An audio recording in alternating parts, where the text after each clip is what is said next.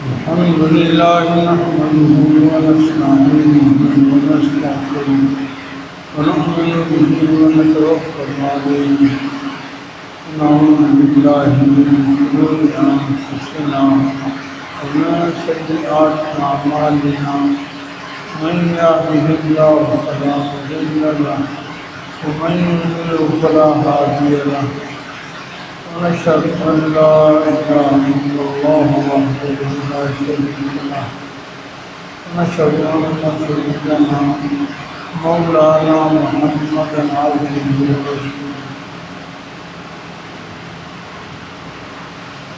أرسله إلى كافة الناس بشيرا ونذيرا وداعيا إلى الله بإذنه وسراجا منيرا أما بعد فأعوذ بالله من الشيطان الرجيم بسم الله الرحمن الرحيم فمنهم شقي وسعيد فأما الذين شقوا ففي النار هم فيها زفير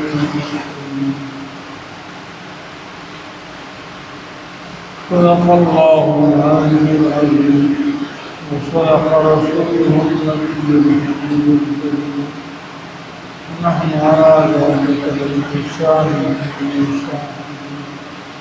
والحمد لله رب العالمين.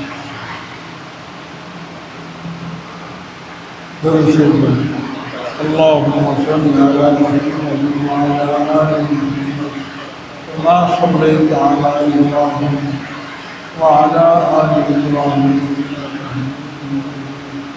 اللهم بارك على محمد وعلى آل محمد كما باركت على إبراهيم وعلى آل إبراهيم رب اشرح لي صدري ويسر لي أمري واحلل عقدة من لساني يفقهوا قولي رب زدني علما.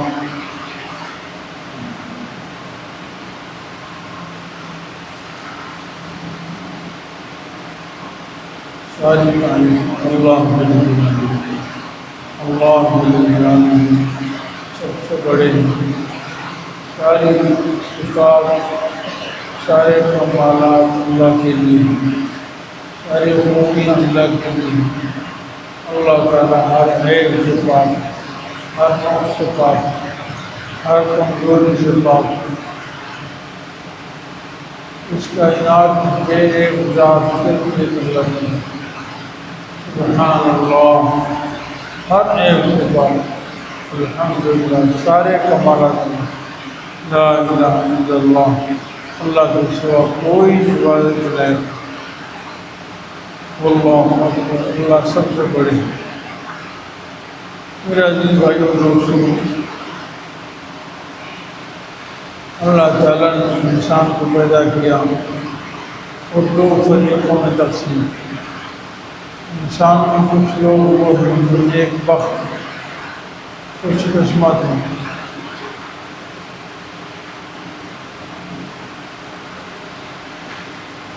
اور کچھ لوگ وہ ہیں جو بدبخت بدقسمت. پیشاب پر آپ پیشاب پر اٹھائیے.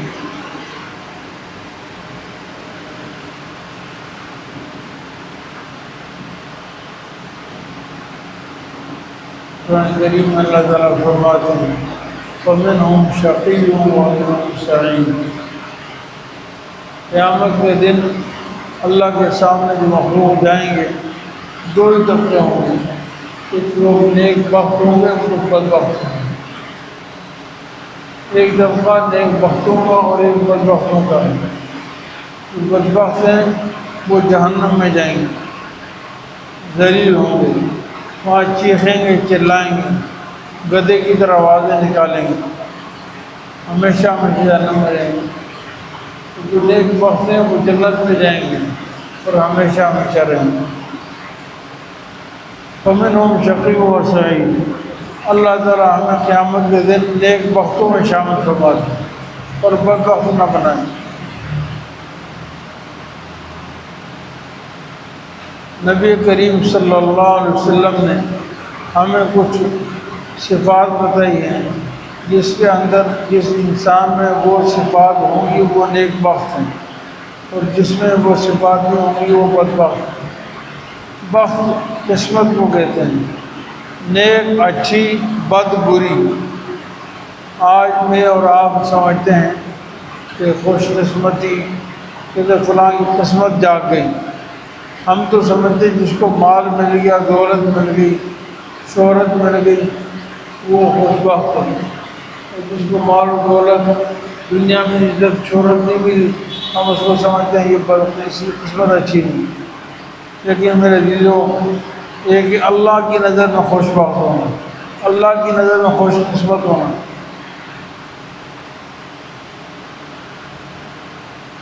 جناب رسول اللہ صلی اللہ علیہ وسلم نے دعا فرمائی، اللہم اسعدنی بتقواک ولا تشقنی بمعصیتک۔ اے اللہ، مجھے سعادت مند اور خوش بخت بنا دیجیے اپنے تقوی کے ساتھ، اور اے اللہ مجھے بدبخت نہ بنائیے اپنی نافرمانی کے ساتھ۔ نبی کریم صلی اللہ علیہ وسلم نے اس مختصر سی دعا میں ہمیں یہ بتا دیا کہ خوش بخت کون ہے، بدبخت کون ہے۔ خوش بخت کون ہے، بدبخت کون ہے؟ حضرت فرمایا اللہم اسعدنی بتقواک، اے اللہ مجھے اپنے ڈر، اپنے خوف، اپنے تقوی، اپنی پرہیزگاری، اپنی یاد الہی کے ساتھ مجھے سعادت مند بنا دی۔ معلوم ہوا خوش بخت، خوش قسمت وہ انسان ہے جو اللہ سے ڈرتا ہے۔ جو اللہ سے ڈرتا ہے وہ خوش قسمت ہے، وہ اچھی قسمت والا ہے، وہ سعادت والا ہے، وہ کامیاب ہے۔ جو آدمی اللہ سے ڈرتا نہیں ہے وہ بدبخت ہے۔ جس کے اندر تقویٰ ہے، جس کے اندر للہیت ہے، جس کے اندر خوف خدا ہے، اللہ کا ڈر ہے، وہ ہے خوش بخت۔ لازمی بات ہے جس کے اندر تقویٰ ہوگا وہ نماز کا پابند ہوگا، جس کے اندر تقویٰ ہوگا وہ زکوٰۃ کا پابند ہوگا، جس کے اندر خوف خدا ہوگا وہ حج کا پابند ہوگا، جس کے اندر تقویٰ ہوگا وہ بیوی بچوں کا حقوق ادا کرنے والا ہوگا، اس کا معاملات صحیح ہوں گے، اس کی معاشرت صحیح ہوگی، وہ ہر کام شریعت کے مطابق کرے گا۔ تو گویا کہ معلوم ہوا کہ انسان کی خوش بختی یہ ہے کہ انسان شریعت کے پابند ہو، اللہ اس کے رسول کے احکام کا پابند ہو، اور انسان کی بدبختی کیا ہے کہ اللہ کی نافرمانی،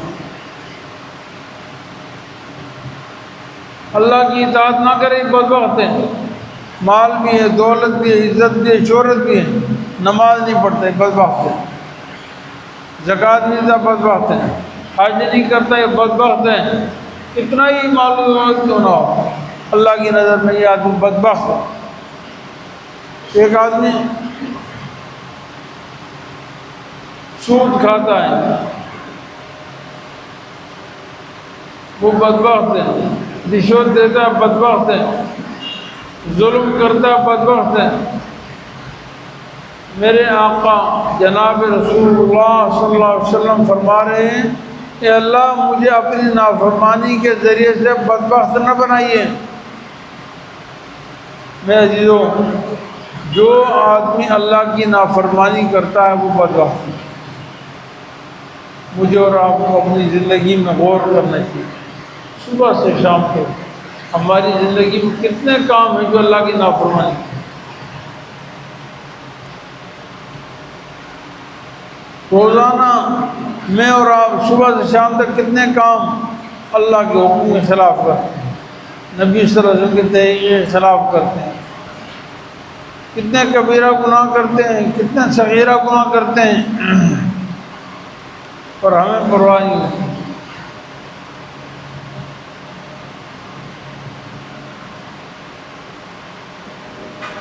بدبختی بہت بری چیز ہے۔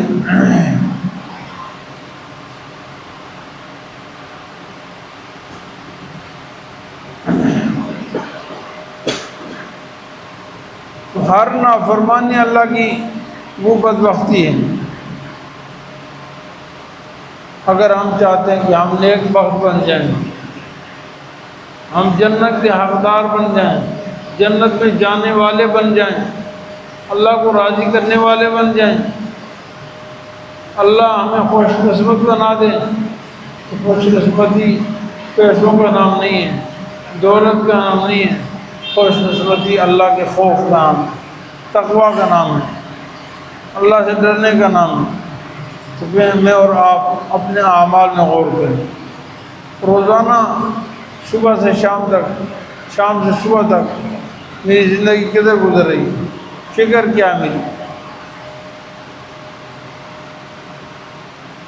تو خوش قسمتی یہ ہے کہ انسان اللہ سے ڈرے، اور بدبختی یہ ہے کہ انسان اللہ سے نہ ڈرے، اللہ کی نافرمانی کرے، یہ بدبخت ہے۔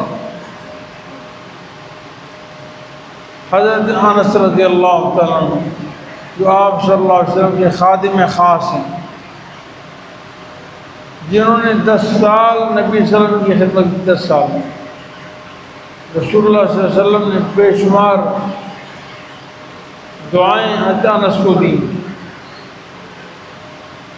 اور بہت ساری خصوصی نصیحتیں فرمائی۔ ایک حدیث میں آتا ہے نبی صلی اللہ علیہ وسلم نے فرمایا کہ انس فرماتے ہیں، آپ نے فرمایا کہ اے انس، 4 چیزیں آدمی کی بدبختی کی علامت ہیں، 4 چیزیں آدمی کی بدبختی کی علامت ہیں، یعنی جس میں 4 چیزیں پائی جاتی ہیں وہ بدبخت ہے، 4 میں سے ایک پائی جاتی ہے وہ بدبخت ہے۔ تو میں اور آپ ان چیزوں سے بچنے والے بنتے ہیں۔ نمبر 1، آنکھ کا خشک ہونا، آنکھوں کا خشک ہو جانا، یہ بدبختی کی علامت ہے۔ یعنی جس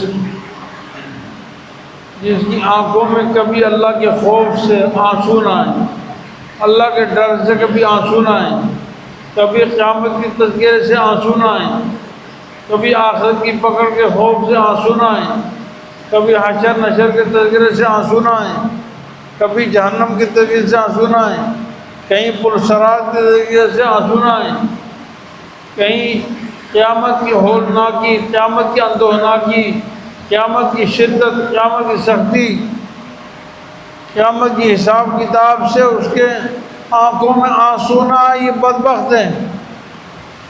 آنکھ کا خوف، اللہ کے خوف سے آنکھوں سے آنسو بہ جانا، یہ بہت قیمتی اللہ کے ہیں۔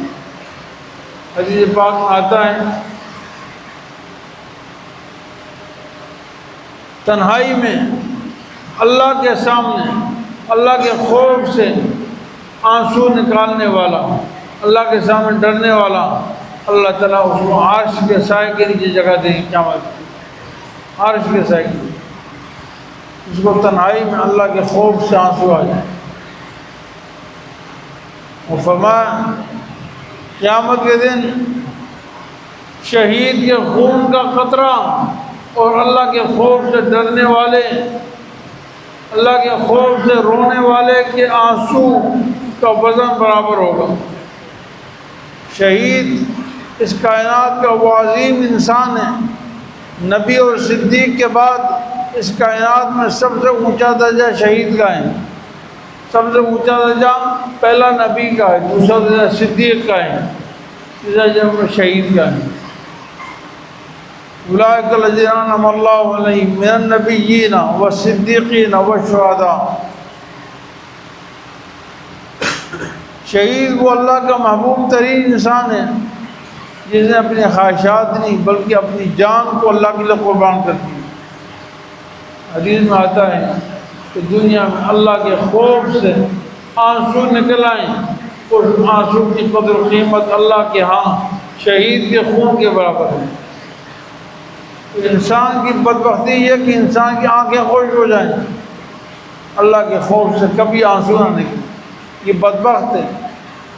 بہت سارے لوگ کہتے ہیں مجھ پر وعظ کا اثر نہیں ہوتا، مجھ پر جنت جانب کی طرف سے مجھے کچھ نہیں ہوتا، میں ایسا ہوں ویسا ہوں۔ یاد رکھیں یہ بدبختی کی علامت۔ سیدنا انس فرماتے ہیں رسول اللہ نے فرمایا کہ انسان کی بدبختی کی دوسری علامت دل کا سخت ہونا ہے. دل کی سختی بہت بدبختی ہے. قرآن کریم میں اللہ تعالیٰ نے دل کی سختی پر وعید فرمائی. اہل کتاب کے بارے میں فرمایا ثم قست قلوبکم من بعد ذلک، پھر تمہارے دل سخت ہو گئے اس کے بعد. فیق الحجارہ، پتھر کی طرح بن گئے. وہ اشد قسوہ، یا پتھر سے بھی زیادہ سخت ہو گئے. وَإِنَّ مِنْ حِجَارَةِ لَمَا تَفَجَّرُ مِنْهُ الْأَنْهَارُ، بعض پتھر ایسے ہیں تو ان سے نہریں نکلتی ہیں. وَإِنَّ مِنْهَا لَمَا يَشَّقَّقُ فَيَخْرُجُ مِنْهُ الْمَاءُ، بعض پتھر ایسے ہیں جو پھٹ جاتے ہیں اس سے پانی نکلتا ہے. وَإِنَّ مِنْهَا لَمَا يَهْبِطُ مِنْ خَشْيَةِ اللَّهِ، بعض پتھر ایسے ہیں جو اللہ کے خوف سے گر جاتے ہیں، لڑک جاتے ہیں، نیچے گر جاتے ہیں. لیکن تمہارے دل اس سے بھی زیادہ سخت ہے. ایک جگہ اللہ تعالیٰ ارشاد فرماتے ہیں الم یأن للذین آمنوا ان تخشع قلوبهم لذکر اللہ وما نزل من الحق، کیا ایمان والوں پر ابھی تک وہ وقت نہیں آیا کہ ان کے دل جھک جائیں، ان کے دل کانپ جائیں، ڈر جائیں، تواضع اختیار کر لیں اللہ کے ذکر کے سامنے، اللہ کا تذکر، اللہ کی عظمت، اللہ کی بڑائی کے سامنے. وما نزل من حق، اور جو اللہ نے قرآن اتارا، حق اتارا، اس کو سن کر دل نرم ہو جائیں. ولا يكونوا كالذين اوتوا الكتاب، اور نہ بنے ان لوگوں کی طرف جن کو پہلے کتاب دی گئی. فقست قلوبهم، ان کے دل سخت ہو گئے. فطال عليهم الامد، ان پر امیدیں لمبی ہو گئیں، دل سخت ہو گئے. وکثیر منهم فاسقون، اکثر نافرمان ہیں. اہل کتاب کے دل سخت ہے.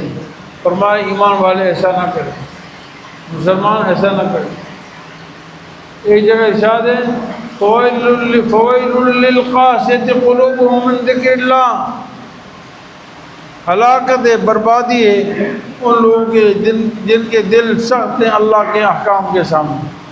اللہ کا تذکرہ ہوتا ہے، دل پر ٹس سے مس نہیں ہوتا.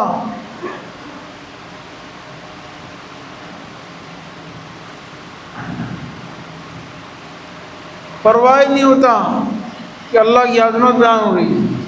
جو اللہ کے نیک بندے ہیں، الذین اذا ذکر اللہ وجلت قلوبهم، ایمان والوں کی صفت یہ ہے کہ جب اللہ کا تذکرہ ہو، اللہ کا نام لیا جائے تو ان کے دل کانپ جاتے ہیں، تھرا جاتے ہیں. تقشعر قلوبهم، دل کانپ جاتے ہیں.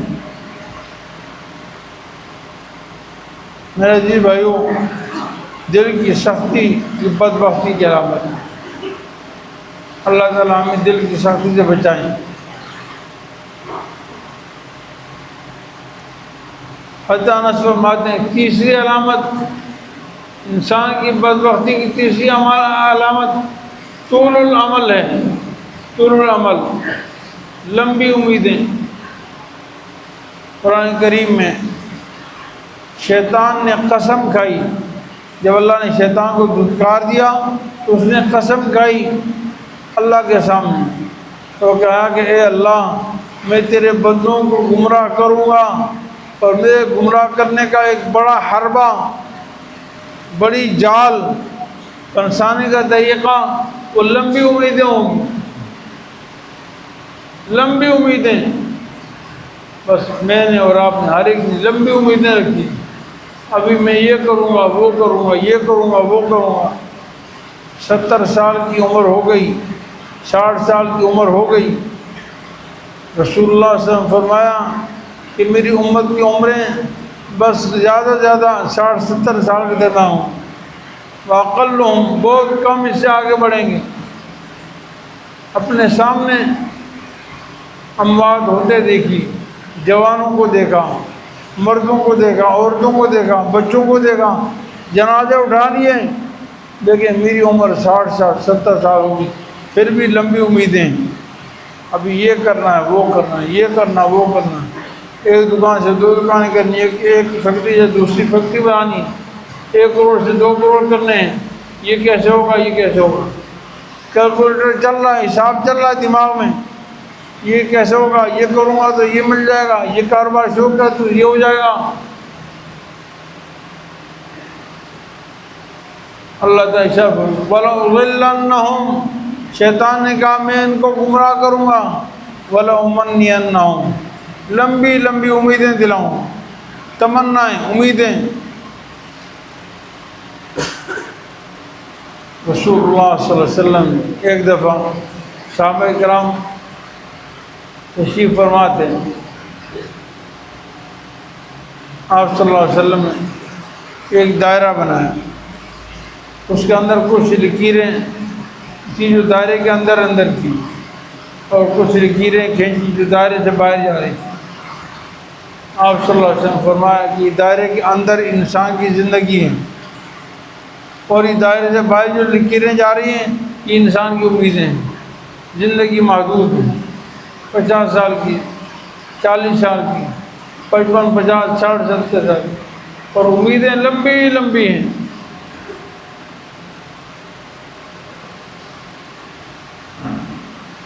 تو انسان کی بدبختی کی علامت یہ ہے کہ امیدیں لمبی ہوئی۔ میرے عزیزوں، صحابہ کرام امیدیں چھوٹی تھیں۔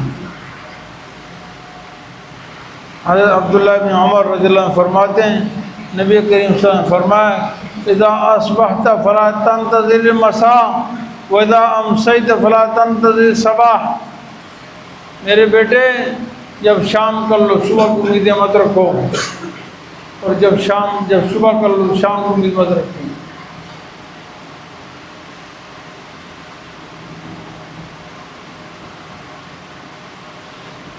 ایک دفعہ رسول اللہ صلی اللہ علیہ وسلم نے صحابہ کرام سے پوچھا تمہیں کتنی امید ہیں؟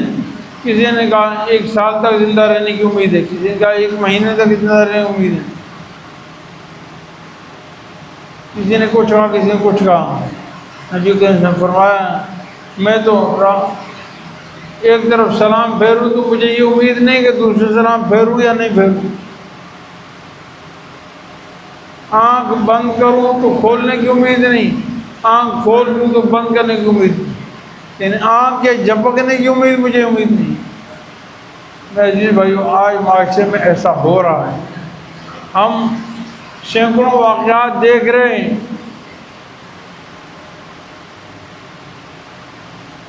ابھی اچانک بھائی کہتے ابھی کھانا کھایا تھا، بس فوراً کچھ دیر کی تکلیف ہوئی، ہسپتال کیا فوراً۔ ہمارے دوستوں میں سے، متعلقین میں سے، ابھی چند دن پہلے کی بات ہے، جوان بیٹا، 3 بچوں کا باپ، رات کو میں سویا، صبح موت ہوئی، پتہ بھی نہیں۔ والدین نے رات کو دیکھا کہ ذرا اونچی کی سانس لے رہا ہے، انہیں وہ ایسی طبیعت مزاج کے طور پر لے رہا ہوں، صبح دیکھا فوت، پتہ ہی نہیں۔ گھر میں کہ روڈ پہ مرنا ضروری نہیں ہے، روڈ پہ تو ہر آئے دن ہمارے سامنے ہوتے ہیں، آنکھ جھپکنے کا موقع نہیں ملتا، گاڑی میں کچل دیا جاتا ہے، جہاز گر جاتے ہیں، جہاں موت لکھی وہاں موت آ گئے۔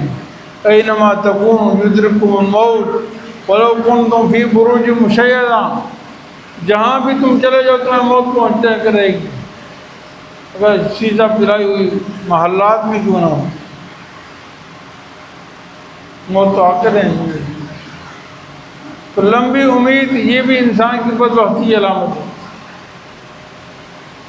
اور انس فرماتے ہیں، رسول اللہ نے فرمایا کہ 4تھی چیز جو انسان کی بدبختی کی علامت ہے وہ ہے حرص کا بڑھ جانا۔ سرکار صلی اللہ علیہ وسلم فرمایا یا ابن آدم ویشب منہ اسنان، انسان بوڑھا ہوتا رہتا ہے، عمر بڑھتی رہتی ہے، 2 چیزیں اس میں جوان ہو جاتی ہیں۔ عمر بڑھتی رہتی ہے، جسم کمزور ہو رہا ہے، 2 چیزیں جوان ہو رہی ہیں، اور حرص علی المال، والحرص علی العمر، ایک مال کی حرص، ایک عمر کی حرص، پاؤں لٹک گئے، چل نہیں سکتا، سنوائی کمزور ہے، دیکھنا کمزور ہو گیا، اپنے حاجات میں مجبور ہو گیا، لیکن پھر بھی امیدیں لگائے ہوئے ہیں، لالچ ہے کہ میری عمر اور بڑھ جائے، 2 دن میں مزید زندہ رہ لوں، 1 سال مزید زندہ رہ لوں۔ حرص العمر، عمر کی حرص، اور دوسری حرص مال کی حرص، مال کا حریص بنتا جاتا ہے، اور مال جمع کر دو، اور مال جمع کر دو۔ مال کی حرص اس کو کہتے ہیں، مال کی حرص۔ دیکھیے حلال روزی، اللہ کے احکام کا خیال کرتے ہوئے، صدقہ و خیرات زکوٰۃ دیتے ہوئے، حقوق فرائض ادا کرتے ہوئے، یہ کمانا اللہ کی نعمت ہے، یہ سنت ہے۔ انبیاء علیہ السلام بھی مال کماتے تھے ضرورت کے لیے۔ حرص، مال کی حرص جس کو کہتے ہیں کہ جائز ناجائز کی پرواہ نہیں، حلال حرام کی پرواہ نہیں، پیسہ آنا چاہیے، آنا چاہیے، حلال آئے حرام آئے، دھوکے سے آئیں، سچائی سے آئیں، جھوٹ سے آئیں، رشوت سے آئیں، سود سے آئیں، کہیں سے بھی پیسے آئیں، پھر پیسے آئیں، یہ انسان کی بدبختی کی علامت ہے۔ نبی کریم صلی اللہ علیہ وسلم نے فرمایا کہ ایک سب سے بڑی بدبختی کیا کہ انسان اللہ کا نافرمان کی بدبخت ہے، اور جو اللہ کا فرمان بردار ہے وہ نیک بات ہے۔ آنکھ کا خشک ہو جانا یہ بدبختی ہے، اور دل کا سخت ہو جانا یہ بدبختی ہے، اور لمبی لمبی امیدیں لگانا یہ بدبختی ہے، اور مال کی حرص کی بدبختی ہے۔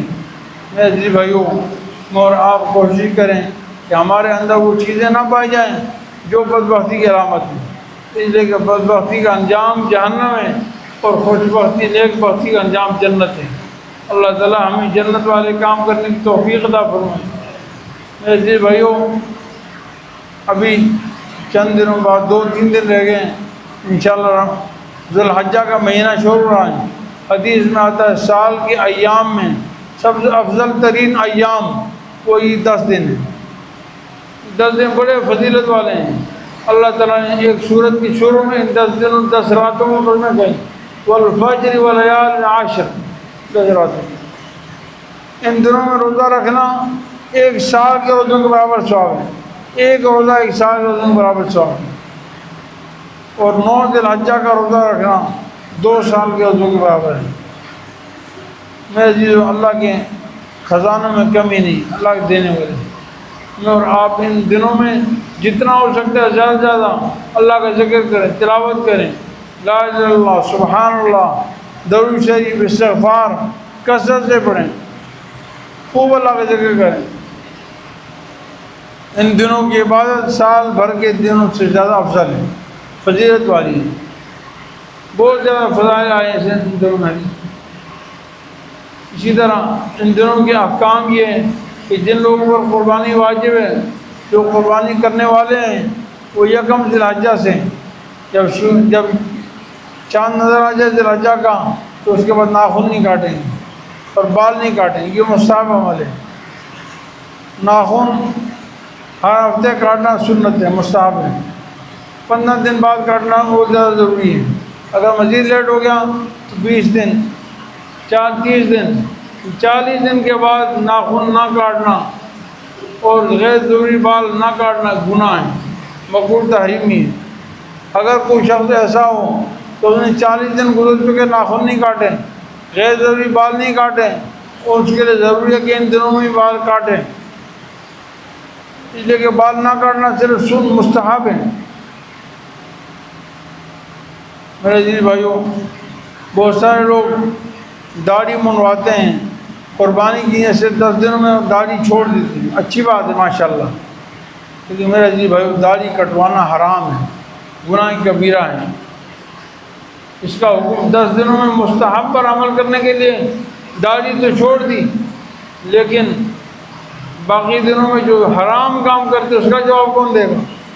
اللہ کی نافرمانی کرتے ہیں، اللہ کو ناراض کرتے ہیں، حرام کی پرواہ نہیں، مستحب کی پرواہ ہوگی، جو حرام کرتے اس کی پرواہ نہیں ہے۔ اور مستحب کا ثواب حاصل کرنا چاہتے ہیں، یہ ہماری غلطی ہے۔ عزیز بھائیوں، ایک مٹھی داڑھی رکھنا، حکیم مولانا تھانوی صاحب نے مشتی زیور میں لکھا ہے، ایک مٹھی داڑھی رکھنا تینوں طرف سے، دائیں بائیں نیچے، ایک مٹھی داڑھی، چاول برابر میں اس سے کم نہ ہو، یہ واجب ہے۔ کٹوانا حرام کبیرہ گناہ ہے۔ اللہ تعالیٰ ہمیں شریعت مطہرہ پر عمل کرنے کی توفیق عطا فرمائے۔ وآخر دعوانا الحمد للہ رب العالمین۔